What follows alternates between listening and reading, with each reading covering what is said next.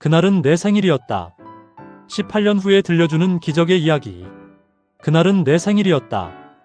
2024년 10월 서울 어느 카페. 55세의 김철수가 카메라 앞에 앉아있다. 건강해 보이는 얼굴, 여유로운 미소. 하지만 그의 눈에는 깊은 무언가가 담겨있다. 오늘이 10월 15일이네요. 제 생일입니다. 그리고 18년 전 오늘 저는 죽음 선고를 받았습니다. 2006년 당시 37세였던 철수는 작은 자영업을 하며 가족을 부양하고 있었다. 초등학교 1학년인 둘째 딸과 4학년인 첫째 아들, 그리고 아내까지 네 식구의 평범한 가장이었다. 그때는 정말 하루하루 버티며 사는 게 일상이었어요. 자영업이라는 게 쉽지 않잖아요. 매일 아침 일어나면 오늘은 뭘 해서 돈을 벌까 하는 걱정부터 시작되는 생활이었죠. 자영업의 스트레스는 상당했다. 불규칙한 수입, 경쟁 심화, 가족 부양에 대한 부담감. 철수는 매일 담배를 한 갑씩 피우며 스트레스를 달랬다. 담배도 많이 피웠고 술도 자주 마셨어요. 스트레스 때문이었죠. 지금 생각해보면 그때부터 몸이 서서히 망가지고 있었던 것 같아요. 2006년 10월 초 이상한 증상들이 나타나기 시작했다. 다리가 아프기 시작했어요. 처음에는 그냥 피로한가 싶었는데 점점 심해지더라고요. 걷기도 힘들 정도로. 다리 통증이 심해지자 철수는 집 근처 흑석동 중앙대학교 병원을 찾았다. 검사 결과 입원이 필요하다는 진단을 받았다. 의사 선생님이 좀 더 자세히 검사해봐야겠다고 하시더라고요. 그때까지만 해도 대수롭지 않게 생각했어요. 입원 며칠 후 철수의 37번째 생일이 되었다. 가족들이 병실로 생일 케이크를 가져왔다. 아이들의 웃음소리가 병실에 울려 퍼졌다. 아빠 생일 축하해요. 하지만 그 순간 의사가 병실 문을 열고 들어왔다. 표정이 심각했다. 가족분들과 함께 진료실로 오시겠습니까? 진료실에서 의사의 입에서 나온 말은 가족 모두를 얼어붙게 만들었다. 급성 혼합성 백혈병입니다. 그 순간 정말 머릿속이 하얘졌어요. 백혈병이라는 단어가 계속 맴돌기만 하고 아이들 얼굴이 스쳐 지나가더라고요. 내가 애들을 두고 먼저 가는 건가? 그런 생각만. 아내는 그 자리에서 울음을 터뜨렸다. 초등학생 아이들은 무슨 말인지 정확히 이해하지 못했지만 분위기가 심상치 않다는 것은 느꼈다.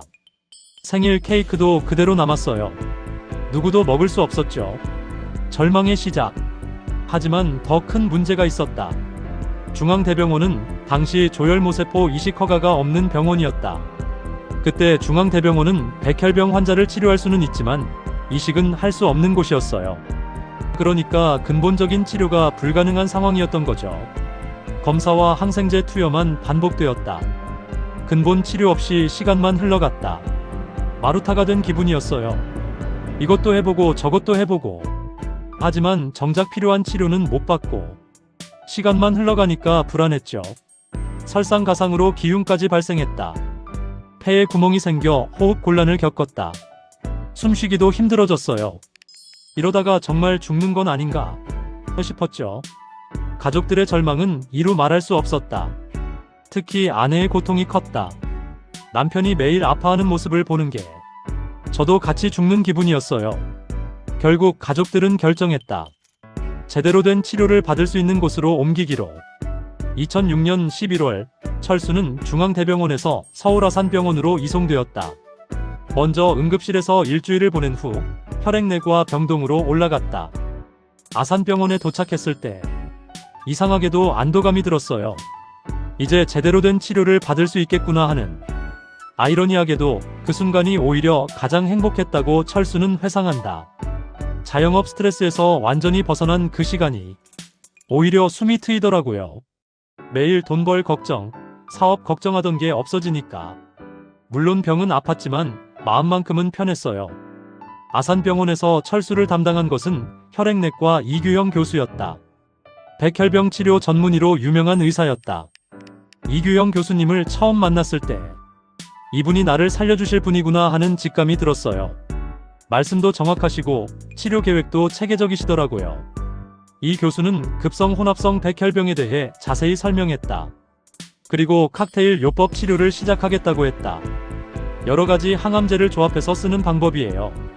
혼합성 백혈병은 일반적인 백혈병보다 치료가 어려워서 더 강한 치료가 필요합니다. 하지만 의사의 말은 냉정했다. 이식을 받는다고 해도 생존 확률은 20% 미만입니다. 20%라는 숫자, 100명 중 20명만 살아남는다는 뜻이었다. 그 말을 들었을 때 사실 절망적이었죠. 하지만 동시에 20%라도 있구나 하는 희망도 있었어요. 첫 번째 항암 치료, 칵테일 요법이 시작되었다. 여러 종류의 항암제가 동시에 투여되었다. 정말 독했어요. 일반 백혈병 치료보다 훨씬 강한 항암제들이었죠. 부작용도 심했고 탈모가 시작되었고 체중이 급격히 감소했다. 구토와 설사가 지속되었다. 머리가 다 빠졌을 때 거울 보기가 무서웠어요. 내가 정말 암 환자구나 하는 생각이 들어서 아내는 매일 병원에 와서 간병했다. 아이들은 할머니가 돌봐주었다. 아내가 정말 고생했어요. 매일 병원에 와서 저보다 더 힘들었을 거예요.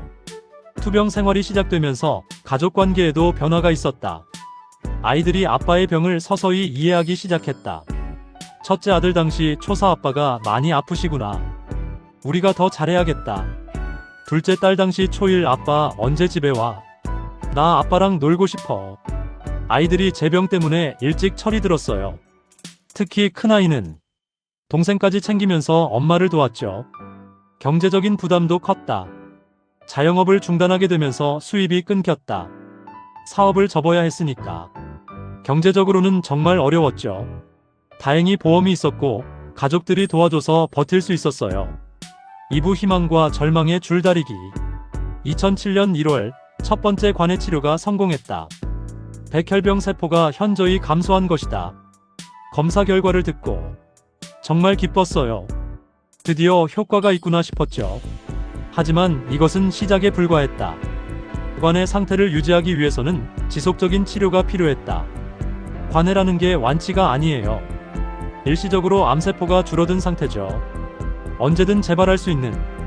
2007년 3월 두 번째 관해 치료도 성공했다.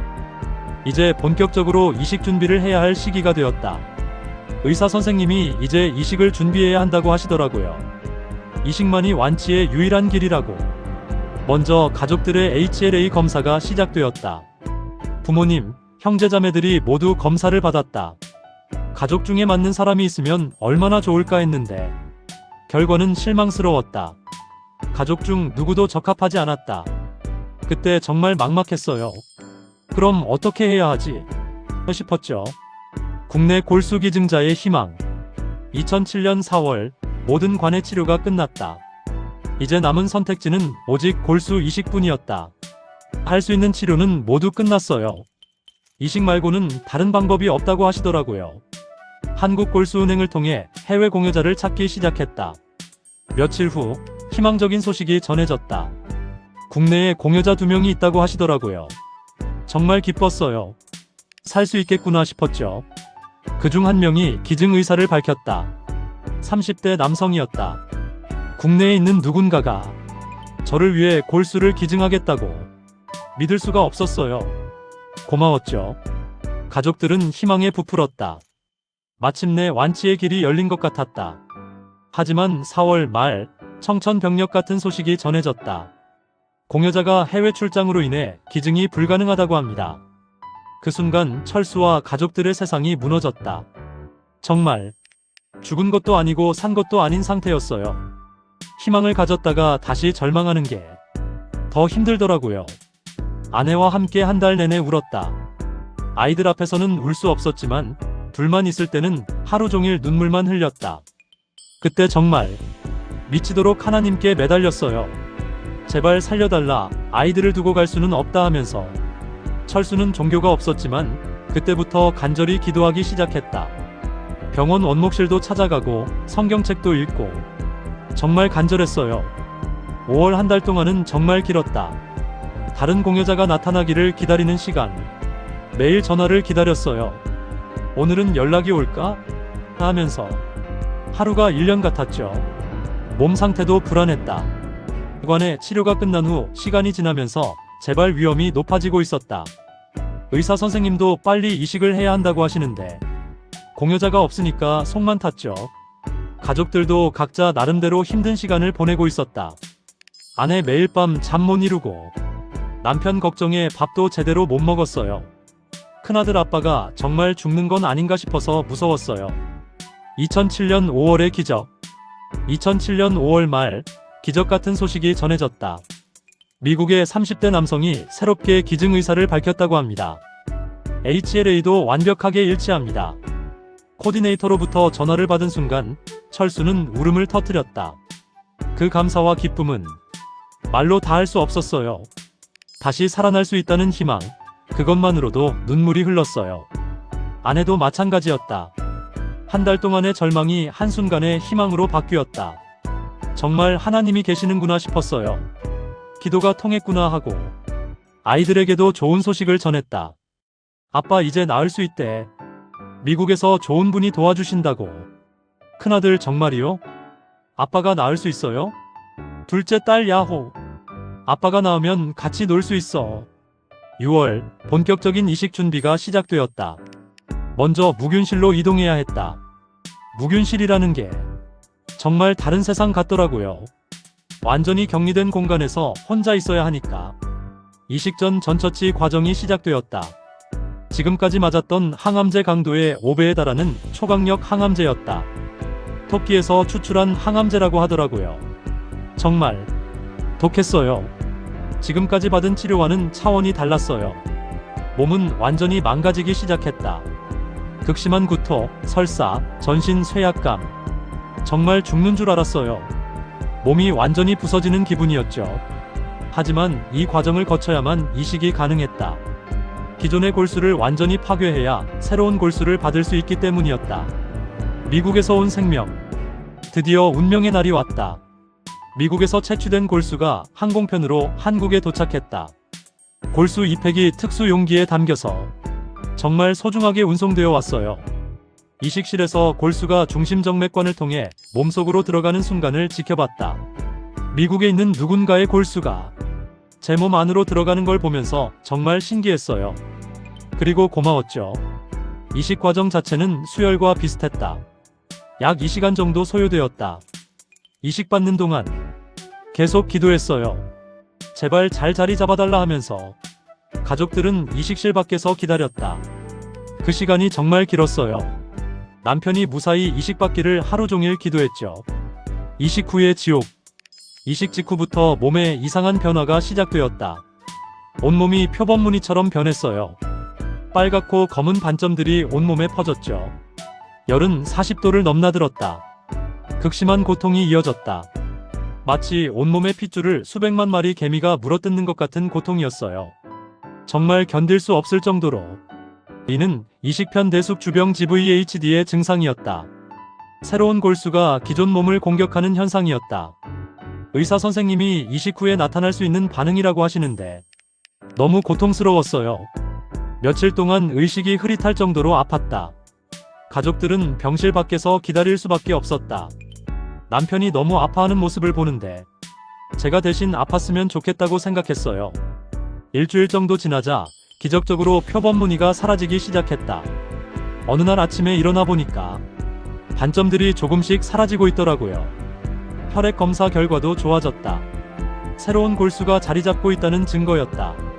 의사 선생님이 생착이 되고 있다고 하시더라고요. 정말 기뻤어요. 하지만 아직 안심할 수는 없었다. 거부 반응의 정도가 중요했다. 거부 반응이 너무 심하면 평생 고통 속에 살아야 하고 반대로 거부 반응이 없으면 재발 위험이 있대요. 그 경계선이 중요하다고. 다행히 철수에게는 가벼운 거부 반응만 나타났다. 의사 선생님이 적당한 거부 반응이 나타나고 있다고 하시더라고요. 이게 가장 좋은 상태라고. 적당한 거부 반응은 재발을 방지하면서도 심각한 합병증은 피할 수 있는 최적의 상태였다. 정말 다행이었어요. 하나님이 도와주신 것 같았죠. 한 달 후 최종 검사에서 완벽한 생착이 확인되었다. 생착 성공. 그 네 글자가 새로운 인생의 시작이었다. 이식 후 2개월 정도부터 몸이 회복되기 시작했다. 입맛도 돌아오고 기력도 생기기 시작했어요. 진짜 살아나는 기분이었죠. 머리카락도 다시 자라기 시작했다. 아이러니하게도 이전보다 더 굵고 검은 머리카락이 났다. 머리가 다시 나기 시작할 때 정말 기뻤어요. 내가 정말 살았구나 싶었죠. 하지만 아직 면역력이 약해서 조심해야 했다. 감염 위험 때문에 마스크를 항상 착용해야 했다. 외출할 때는 항상 마스크를 쓰고 사람 많은 곳은 피해야 했어요. 하지만 그런 것들이 전혀 힘들지 않았어요. 살아있다는 것만으로도 감사했으니까. 2007년 8월 이식 후 2개월 만에 퇴원할 수 있었다. 퇴원하는 날 정말 꿈만 같았어요. 7개월 만에 집에 돌아가는 거였으니까. 하지만 완전한 회복까지는 시간이 필요했다. 1년간 정기적인 통원 치료가 시작되었다. 일주일에 입원식 병원에 와서 검사받고 약 처방받고 그 과정도 길었어요. 집에서의 생활도 조심스러웠다. 면역 억제제를 복용하고 있어서 감염에 매우 취약했다. 생야채도 못 먹고 외식도 거의 못했어요. 하지만 가족과 함께 있을 수 있다는 것만으로도 행복했죠. 아이들과의 재회. 가장 감동적인 순간은 아이들과의 재회였다. 큰아들 아빠가 정말 나았어요? 이제 안 아파요? 둘째 딸 아빠. 나 아빠 보고 싶었어. 아이들이 정말 많이 컸더라고요. 7개월 동안 제가 못 봐준 시간들이 아까웠어요. 아이들도 아빠의 병으로 인해 많은 것을 배웠다. 큰아들 아빠가 아플 때 정말 무서웠어요. 하지만 이제는 건강이 얼마나 중요한지 알 것 같아요. 2008년 8월 이식 후 정확히 1년이 지난 날 최종 검사 결과가 나왔다. 의사 선생님이 완치 판정입니다라고 하시는 순간 정말 눈물이 쏟아졌어요. 가족 모두가 함께 울었다. 2년 가까운 투병 생활이 마침내 끝난 것이다. 그날의 눈물은 정말 기쁨의 눈물이었어요. 가족 모두의 것이었죠. 완치 판정 후에도 정기 검사가 있었지만 이상 없었고 그 이후는 병원에 가지 않아도 되었다. 이 모든 것이 2년 새 내 인생에서 벌어진 일이었다. 나와 우리 가족들에게는 충격이 상상조차 할 수 없는 것들이었다. 병원에서 듣고 보는 것들도 상상 그 이상이었다. 재밌는 것은 인간은 나이가 먹을수록 삶에 대한 애착이 더 심해진다는 것이었다. 모든 것의 원인은 스트레스였다. 되도록 고민은 적게 잘 자고 잘 먹고 하면 자기 수명대로 사는 것이다. 순리대로 주어진 대로 자연에 맡기고 살면 되지 않을까? 감사합니다. 구독과 좋아요 부탁합니다.